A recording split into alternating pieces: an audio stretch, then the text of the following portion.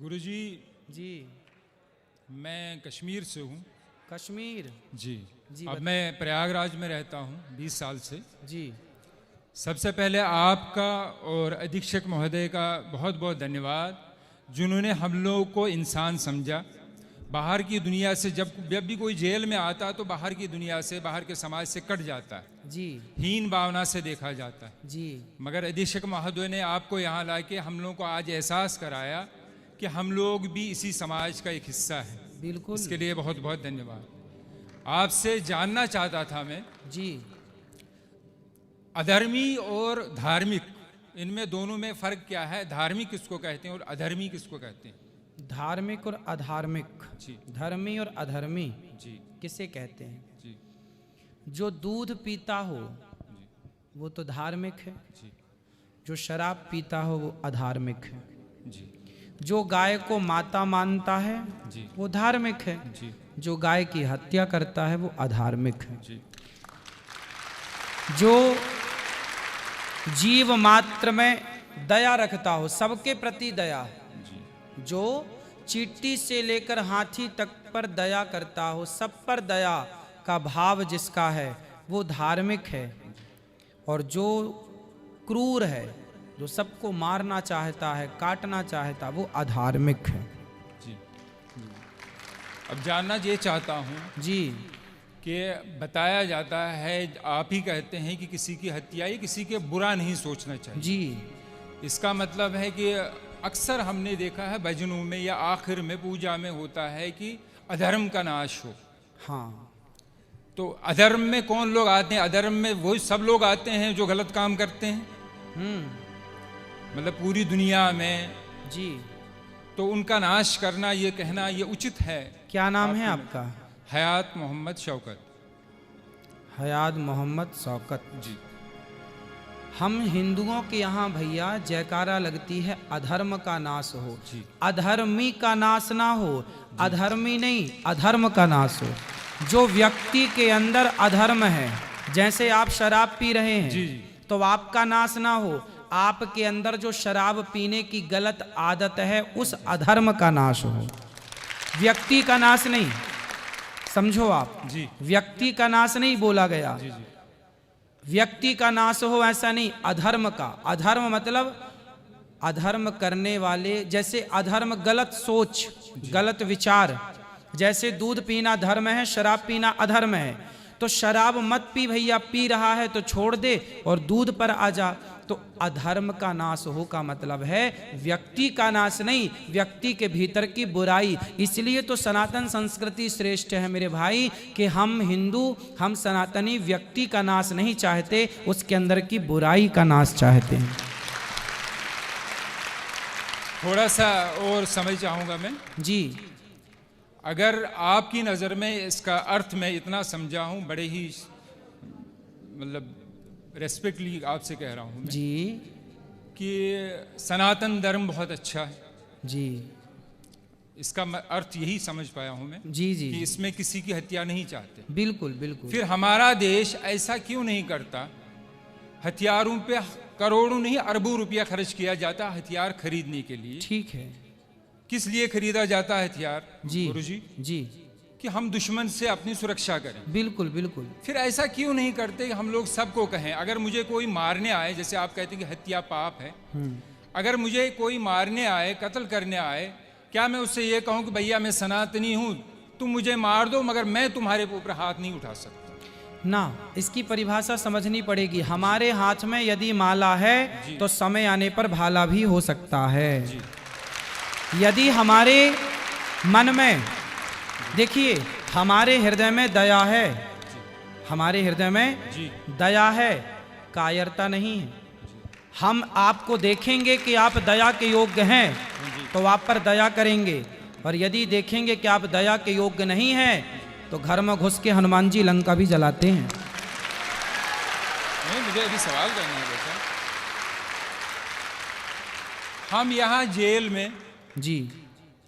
सब लोग जितना प्यार से, सद्भावना से जेल में रहा जाता, मुझे लगता आजकल बाहर की दुनिया में नहीं रहा जाता। बिल्कुल सही कह रहे हैं आप। मगर यहाँ 2-3 दिन से मैं देख रहा हूँ, जैसे आप भी थोड़ा सा ये कह रहे हैं कुर्बानी की बात उठी जी जी कि कुर्बान हत्या, बार बार यही बात आ रही है। जैसे मैंने आपसे कहा है कि अगर कोई भी, अगर हम अपने देशवासी सब लोग यहाँ के हमारे जो बड़े हैं, नेता हैं, प्रधानमंत्री हैं, वो अगर सब दूसरे देशों से फिर कहे कि भाई हमें हथियार नहीं खरीदने, हम सनातनी, हम किसी को नहीं मारेंगे, तुम भी हमसे दुश्मनी ना रखो। मारेंगे की बात नहीं है जी। हमारे भगवान श्री कृष्ण ने अर्जुन हथियार डाल दिए थे, जी मैं महाभारत नहीं लड़ूंगा। जी आपने महाभारत के बारे में कुछ सुना है? अर्जुन के बारे में कुछ सुना है? हल्का हल्का थोड़ा सा। अर्जुन नाम के एक हमारे यहाँ भक्त हुए हैं, उन्होंने महाभारत का युद्ध हुआ तो उन्होंने हथियार डाल दिए कि जी मैं युद्ध नहीं करूंगा, क्योंकि सामने मेरे गुरु हैं, मेरे पितामह हैं, मेरे अपने भाई हैं, मैं उन पर कैसे धनुष चलाऊंगा, बाण चलाऊंगा। तब भगवान ने कहा तू क्षत्रिय है, कर्मण्येवाधिकारस्ते मा फलेषु कदाचन, तू कर्म कर, तू क्षत्रिय है, क्षत्रिय का धर्म है युद्ध करना। हम बेवजह किसी को नहीं मारते भैया, हम बेवजह किसी चींटी को भी हमारे यहाँ दाना डालने की परंपरा है, कुत्ते को रोटी देने की परंपरा है, गाय को रोटी देने की परंपरा है, कबूतरों को, पक्षियों को दाना डालने की परंपरा है। वे वजह किसी को नहीं मारते, पर कोई छेड़ता है तो छोड़ते भी नहीं है। बेवजह मैं मानता हूँ कि नहीं मारा जाता, किसी भी धर्म में नहीं। हाँ, हमारे कुरान में भी लिखा है कि एक मानव की हत्या पूरे मानवता की हत्या है। बिल्कुल।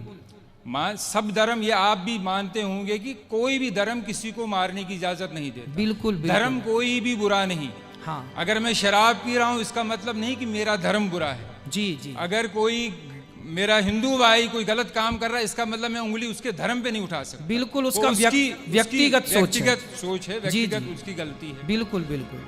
मगर एक बात मैं बता दूं कि अगर एक प्रोफेसर एक दूसरे क्लास के, सेकंड क्लास के बच्चे को 12th क्लास का सवाल पूछे, हाँ, तो क्या वो जवाब दे पाएगा गुरुजी? बिल्कुल नहीं दे पाएगा। सही है। इसी तरह आप जितने ज्ञानी हैं, मगर यहाँ प्रश्न ऐसे लोगों से, हम बेचारे, हम तो जेल में बंद जी, और इतने ज्ञानी नहीं हैं। जी जी। तो उससे गलत सोच, कुछ जगह थोड़ा गलत मैसेज जाता है कि नहीं हमारे धर्म में, अगर जैसे कुर्बानी की बात लीजिए आप, हाँ, कुर्बानी जो ईश्वर, जिसको अल्लाह मैं कहता हूँ, आप ईश्वर कहते हैं, जो अदृश्य है, जी जी जी, जिसने इस पूरी सृष्टि का निर्माण किया है, बिल्कुल सब कुछ मेरे लिए, पानी, खाना, जो कुछ अन्न मुझे दिया है उसी ईश्वर ने दिया है। जी जी। पानी, जल दिया है उसी ईश्वर ने दिया है। बिल्कुल। माफी चाहता हूँ कि मेरी हिंदी इतनी अच्छी ना ना, आप अच्छा बोल रहे हैं भैया, बहुत अच्छा बोल रहे हैं आप।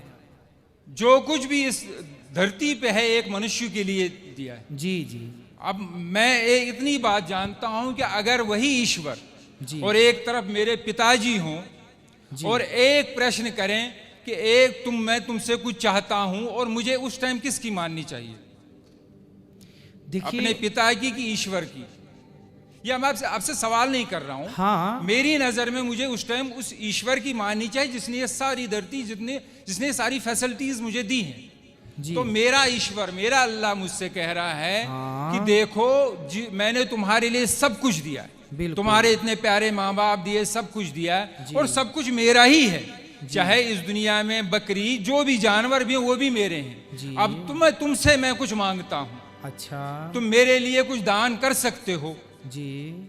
इंसान की नहीं मांग रहा, जो हमारे प्रॉफिट जो रह चुके हैं उन्होंने उनको अपने बेटे को दिया था। जी जी। मगर उसके बाद कहा गया है कि तुम मेरे लिए कुछ कर सकते हो। जी, मैं तो उनके लिए, अपने अल्लाह के लिए जान भी दे सकता हूँ। जी जी। तो उसके बदले मैं जो हुक्म मिला है कि आप ऐसा कीजिए, ये दान किया कीजिए, तो ये सिर्फ इसलिए है कि एक प्रथा है कि मैं हमेशा हर पल तैयार हूँ, जिसने मुझे इस दुनिया में लाया है, जो मुझे सब कुछ करता, मैं उसके लिए सब कुछ कर सकता हूँ। ठीक है, ये विचार है मेरे। सही है, सही तो है। मैं ये नहीं चाहता है कि कोई गलत मैसेज जाए। बिल्कुल बिल्कुल। देखिए, बात गलत और सही की नहीं है, बात तो पर्सनल, व्यक्तिगत। जैसे मैं आपसे एक सामान्य सवाल करूं, इस पर नहीं कि आपका मजहब क्या है, पंथ क्या है, धर्म क्या है। जी। हम धर्म, मजहब, पंथ को थोड़ी देर के लिए अलग करके, और एक इंसानियत के नाते, हम भाई भाई के नाते एक बात कर लें आपस में, और एक जरा सा विचार कर, आप मेरे से पूछिए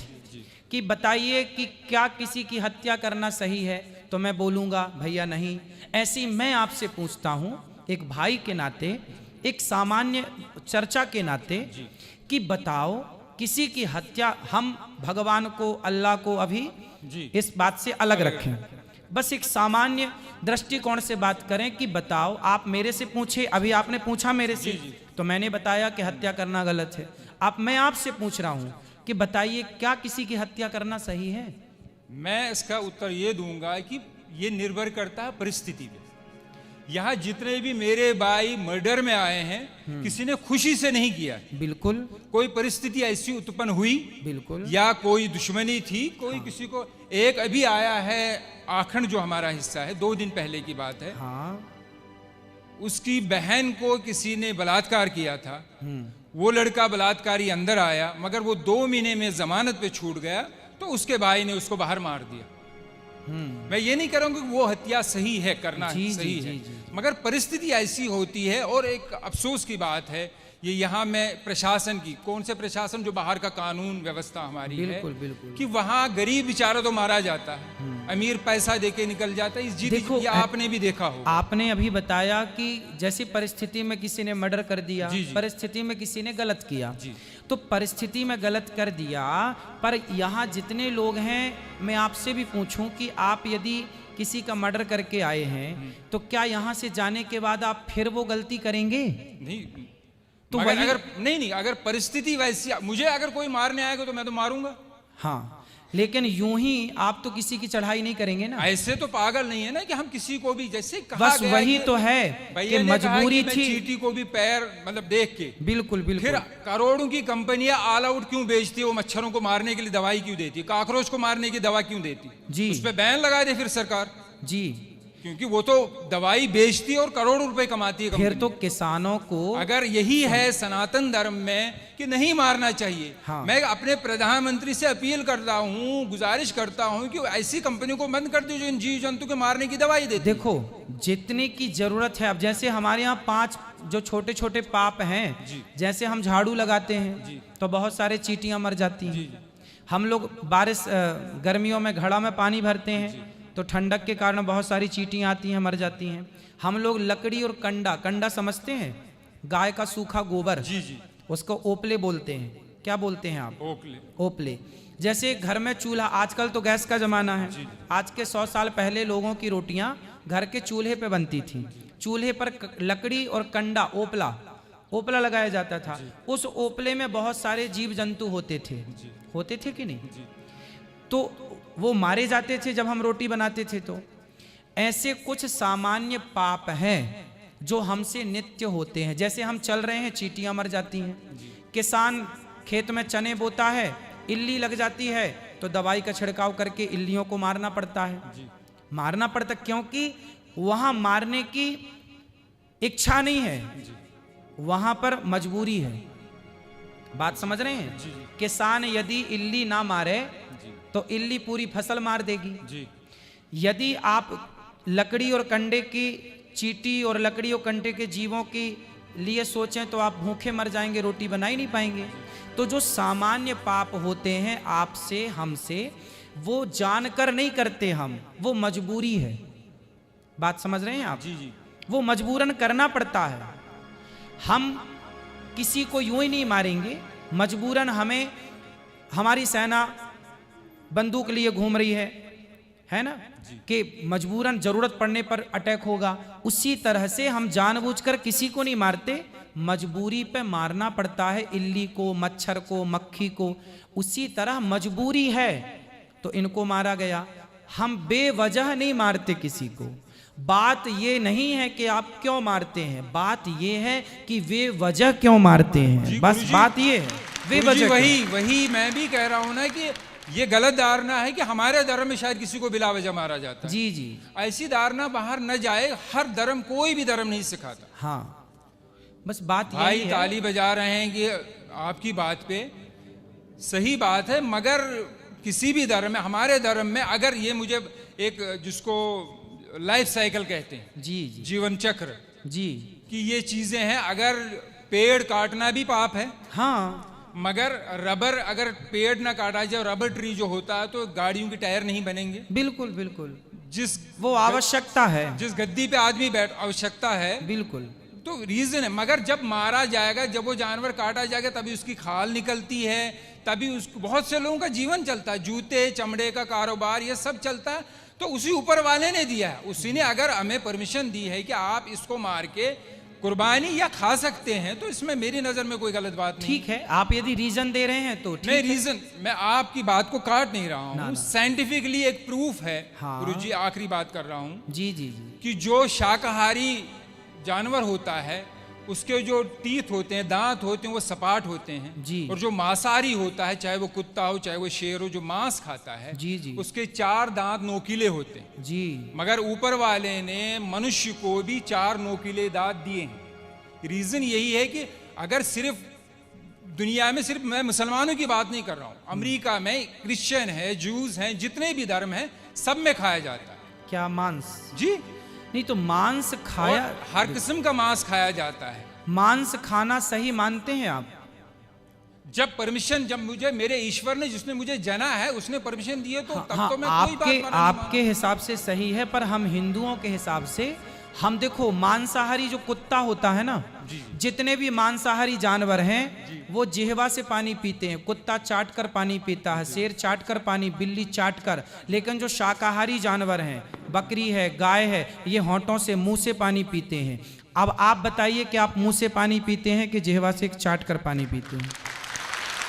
फिर दांत नहीं, दांत का भैया सुनो, दांत का, मेरा सिर्फ इतना कहना है कि जैसे आपने कहा कि आपके हमारे धर्म में मेरे ईश्वर एक ही है। हाँ, उसने जब परमिशन दी है मुझे, आप कह रहे हैं कि आपको नहीं, मगर यह तो नहीं होना कि दुनिया में यह भावना हो कि नहीं ये धर्म अच्छा, बाकी धर्म अच्छे नहीं। देखिए हमारा जो सनातन धर्म है जी, उस जैसे आपके धर्म में तो ये कहा जाता है कि जैसा आप ही बता रहे हैं कि आपके यहाँ मांस खाना सही मानते हैं वो लोग, हमारे यहाँ मांस खाना सही नहीं मानते। हमारे यहाँ किसी भी मंदिर में जो मनमाने ढंग से बकरा बकरे की बलि चढ़ाते हैं मंदिरों में, वो गलत चढ़ाते हैं, हम लोगों से गलत मानते हैं। हमारे यहाँ मंदिरों में 56 भोग लगता है भगवान को, बढ़िया दाल चावल खीर पूड़ी सब्जी बादाम काजू पिस्ता, इनका भोग लगता है। जब हमारे यहाँ ये कहा जाता है कि जब खाने को 56 भोग हैं तो क्यों अपने स्वाद के लिए किसी की हत्या की जाए, इसलिए हिंदू लोग मांस नहीं खाते। ये अपनी अपनी विचारधारा है। आप खाते हैं तो उसमें आपकी अपनी विचारधारा है, हम लोग नहीं खाते उसमें हमारी अपनी विचारधारा है। अब ये देखना है कि किसकी विचारधारा श्रेष्ठ है। यदि श्रेष्ठता का निर्णय किया जाएगा तो ये देखा जाएगा, और निर्णय नहीं करना तो अपनी अपनी जगह सब ठीक है। जी यही मैं कह रहा हूँ। आखिरी बात, हाँ, जैसे आपने कहा कि मैं आपके धर्म को इसलिए बुरा नहीं कह सकता ना कि ये लोग देखो मांस नहीं खाते, तो दूसरा धर्म वाला ये क्यों कहे कि देखो ये मांस खाते इसलिए बुरा है। फिर मेरी नजर में भी बहुत ही निम्रता से मैं आखिरी बार कहता हूं, जैसे मेरी नजर में शंका सवाल उठते हैं, हाँ, कि ये शायद मुझे पता चला कि शायद आपने जवाब दिया है। जी। हमें बचपन से सिखाया जाता है कि चोरी, मैं सब भाइयों से, कोई मेरे दिल में कोई ऐसी बात नहीं है। नहीं आप बिल्कुल बात करिए भाई की तरह। कोई चोरी 5 पैसे की हो या 5 लाख की चोरी होती है, बचपन से स्कूलों में भी सिखाया बिल्कुल बिल्कुल बिल्कुल। फिर क्यों एक चीज, भगवान कृष्ण जी के बहुत से गुण होंगे, मगर बार बार ये माखन चोर क्यों कहा जाता? हर बच्चा चोरी करता, इसका मतलब ये नहीं कि मेरा बच्चा बचपने में चीनी चुराता था तो मैं उसको बड़ा होके उसकी शादी भी होगी मैं उसको कहूँ ए चीनी चोर, अबे चीनी चोर। सुनिए सुनिए सुनिए, तो क्या है ये तो मेरे दिल में अजीब ना आता नहीं, चोर क्यों मैं कहा उत्तर जाता? दे दूं आपको। आपने बोला 5 पैसा चुराए या 5 लाख चुराए, पर भगवान कृष्ण हमारे माखन चुराते हैं। माखन ना 5 पैसा है ना 5 लाख, खाने पीने की चोरी नहीं मानी जाती। वही मैं भी कह रहा हूँ, मगर फिर और हमारे यहाँ भगवान कृष्ण को ना चित्त चोर कहा गया है। क्या कहा गया है? चित्त चोर। चित्त चोर, चित्त मतलब हृदय। माखन चोरी का मतलब है मक्खन के जैसा जिसका मन होगा उस मन रूपी माखन की चोरी कर लेते हैं भगवान। ये मतलब मेरे मन में एक सवाल था कि मतलब अजीब सा लगता था कि ऐसा क्यों कहा जाता। आपने उसको स्पष्ट कर दिया। जी जी, बाकी धन्यवाद। खुश। और कोई सवाल हो तो पूछिए। आप अच्छा लग रहा है आपसे बात करके। खुश रहिए।